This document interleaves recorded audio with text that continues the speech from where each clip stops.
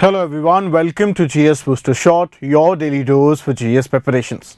In our today's lecture, we're going to study the important topic of maritime security and how it is having an enhanced emphasis these days. This topic is important with respect to GS2, India and its neighborhood, groupings and agreements involving India and or affecting India's interest.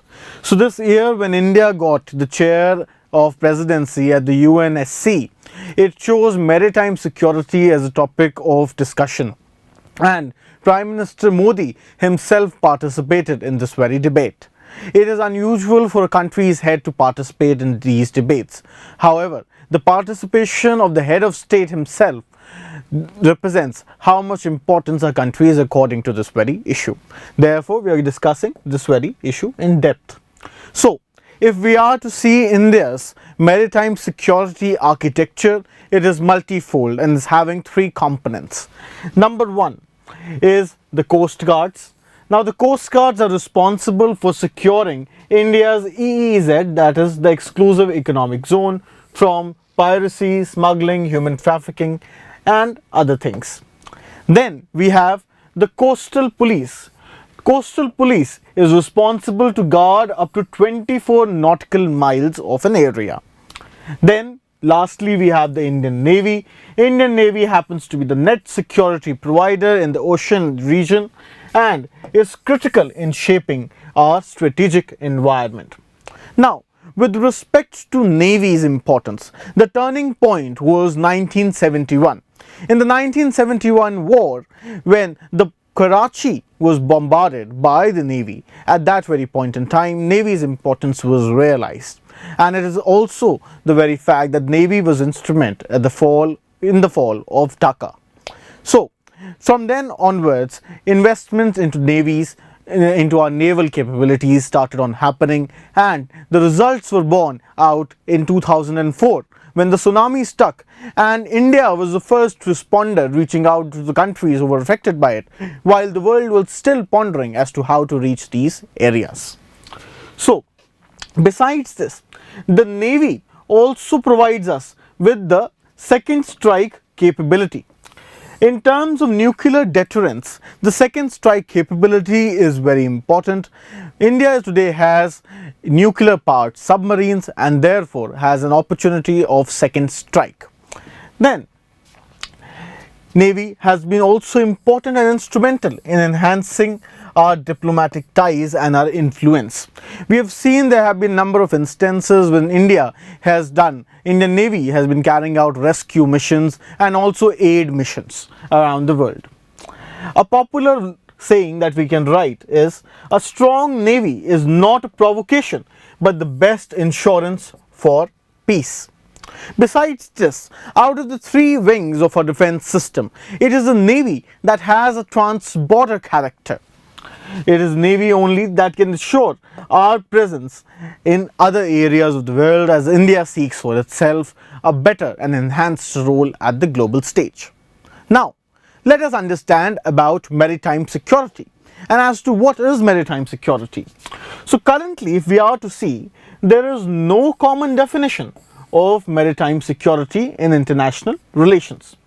Nonetheless, the term includes issues such as national security, marine environment, economic development and human security.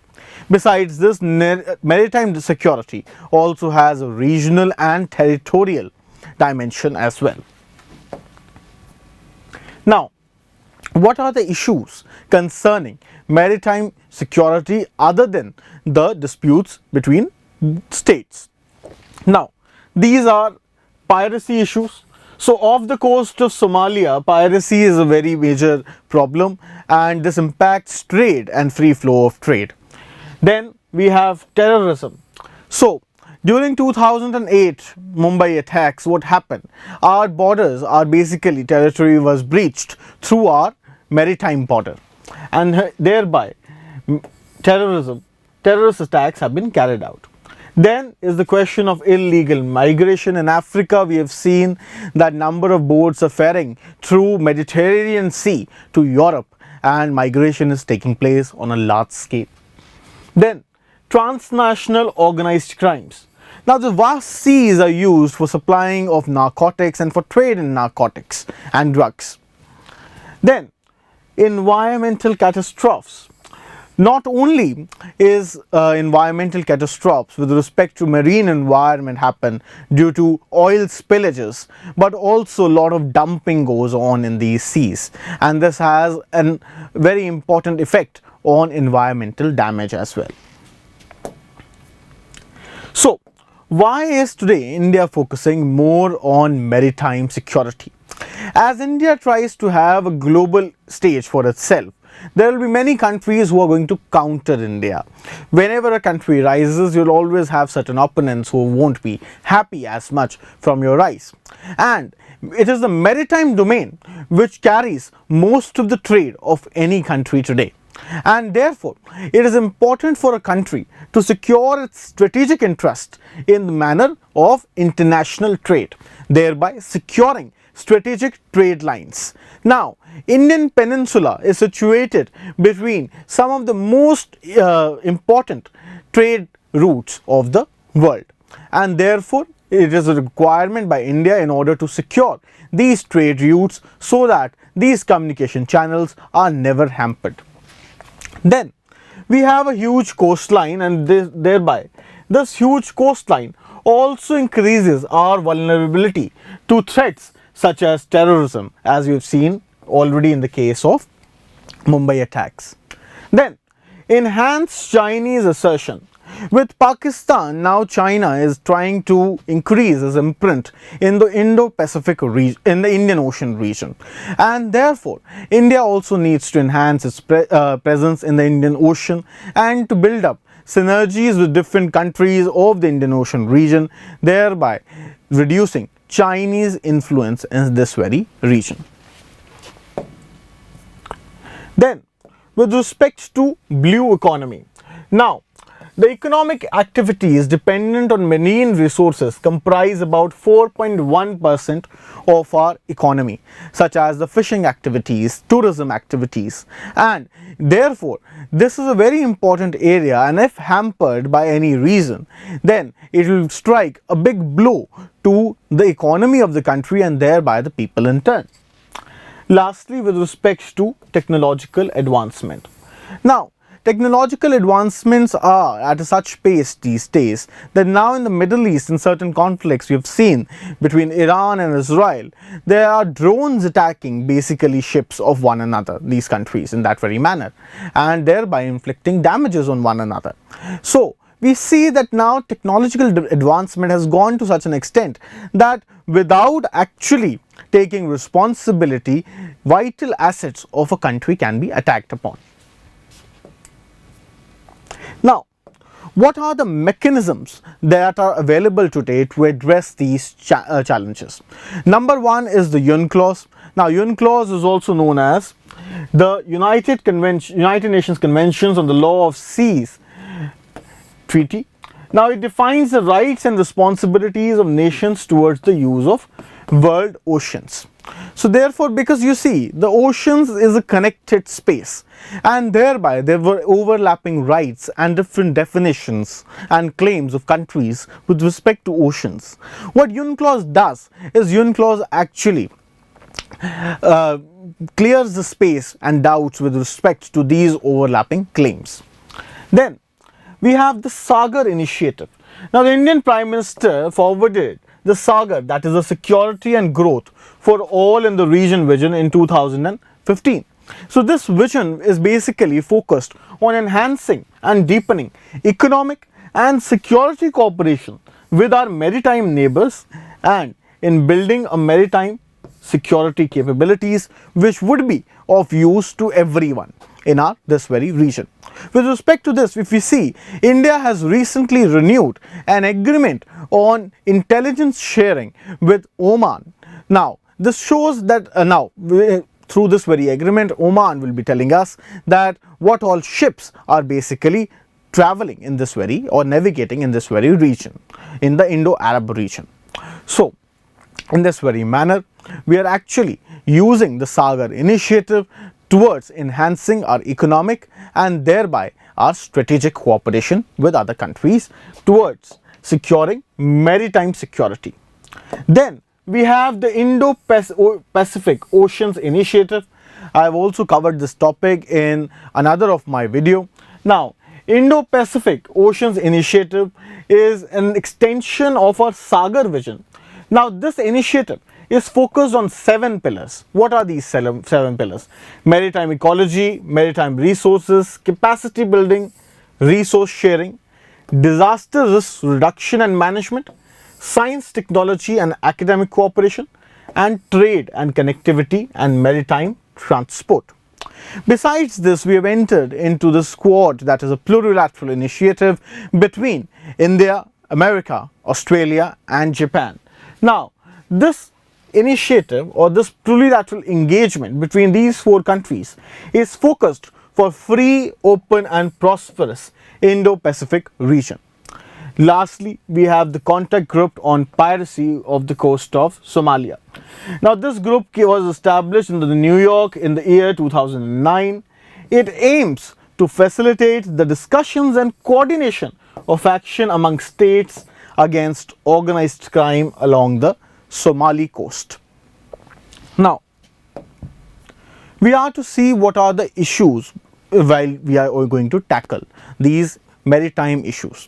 First of all, if we are to complement the Indian Navy, out of our 3 wings of defense, if we are to see as to which wing of our defense structure is most forward into creating indigenous capacities, it is the Navy. Now, India today is building, basically with the help of even Russia, nuclear submarines within our own very country. We are building various ships in our docks only. So therefore, towards Indianization of our naval assets, this very wing has been most forward out of all 3 wings of defense. However, one thing that is critical today is if we are to see the overall defense budget, only or about less than 14% of budget is been given to the Indian Navy. Now, at times that today we are seeing that Indian Navy is the area and the oceans is the region which are going to provide us the strategic edge against our adversaries. At this very time, there is an enhanced requirement to enhance spending in this very region so that we are able to exploit this opportunity that is provided to us by our enhanced coastline and our strategic position in the Indian Ocean to the fullest extent. Besides this, if we are to see the problems which are not of our creation rather, first of all, it is the non-obedience. So for example, now the International Court has already passed against China an arbitration award in which it has actually declined to accept the China's 9-dash line in South China Sea and has given awards against China in favor of Philippines with respect to their territorial claims. However, China refuses to actually abide by these laws and abide by this arbitration ruling. So therefore, we see that these powerful countries, if they do not respect the laws, if they are not suitable to them, in this very scenario, it becomes difficult in order to have a coherent and peaceful maritime environment. Then, most of the maritime region is part of high seas. If we see basically the UNCLOS, so most of the maritime area after the 24 nautical miles will be part of high seas, and therefore in this very region no country is actually willing to invest. And why would a country invest in this very region? And if it invests eventually, that investment would be for securing a country's own interests only.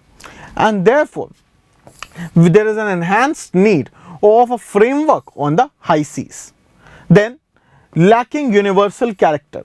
If we are to speak of UNCLOS, there are certain powerful countries such as the USA, which has not till date signed the UNCLOS, and therefore this actually lessens the effect of this very treaty.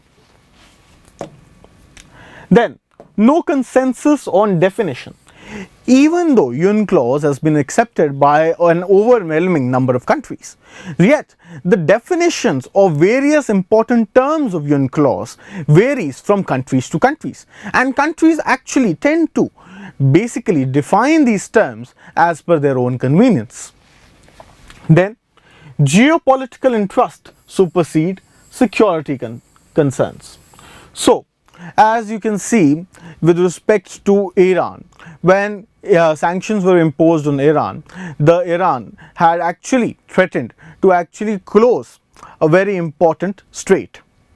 In this very region, we see how geopolitical concerns overplay the security concerns and a larger maritime tranquility. And therefore, countries need to learn this thing, that if we are to exploit this global common together in a proper manner, then this should not be the issue, and this should not be a point over which countries should hold their guns against one another. So that will be all from my side for today. Should you have any doubts, feel free to put your doubts in the comment section. I'd be more than happy to reply to them. Thank you and have a nice day.